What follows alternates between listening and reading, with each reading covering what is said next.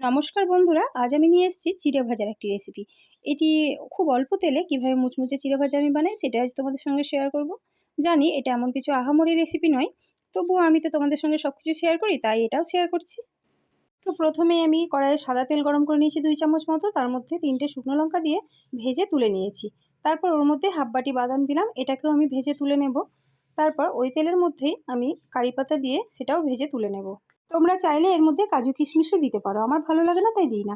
এবার ওই তেলের মধ্যে অল্প একটু সাদা জিরে দিয়ে দিলাম। তারপর এর মধ্যে চিড়েটা দিয়ে খুব ভালো মতো নেড়ে চেড়ে মিডিয়াম আঁচে ভেজে নিতে হবে মুচমুচে হয়ে আসা পর্যন্ত। তো দেখো, তারপর আমি এর মধ্যে দিয়ে দিলাম স্বাদ মতো নুন আর চিনি। এটা অবশ্যই তোমরা নিজেদের টেস্ট অনুযায়ী দেবে। তারপরে খুব ভালো মতো নেড়ে চেড়ে মিশিয়ে নিতে হবে। চিনিটা প্রায় গলে একদম চিড়ের সঙ্গে মিশে গেলে তখন এর মধ্যে দিয়ে দেবে যে ভেজে রেখেছিলাম সেই লঙ্কাগুলো ভেঙে দিয়ে দিলাম, আর দিয়ে দিলাম ভেজে রাখা বাদাম আর কারি পাতা। তো ব্যাস, এটাকে নেড়ে চেড়ে মিশিয়ে নিয়ে গ্যাস বন্ধ করে দিতে হবে। তারপর ঠান্ডা হয়ে এলে এটা তখন তোমরা পরিবেশন করতে পারবে। এটা ঠান্ডা করে নিয়ে এয়ারটাইট কন্টেনারে স্টোর করেও তোমরা অনেক দিন রেখেও খেতে পারবে, একটুও নষ্ট হয় না। তো ব্যাস, আমার চিড়ে ভাজা রেডি। এবার আমি চা বানিয়ে নিচ্ছি। তো সন্ধ্যাবেলা চায়ের সঙ্গে এই চিড়ে ভাজাটা খেতে কিন্তু খুব ভালো লাগে। তোমরা অবশ্যই একবার ট্রাই করো। আর কে কে এভাবে চিড়ে ভাজা বাড়িতে বানাও আমাকে অবশ্যই জানিও। আর আমার রেসিপিগুলো যদি তোমাদের ভালো লেগে থাকে তাহলে অবশ্যই একটা লাইক কমেন্ট শেয়ার করে দিও।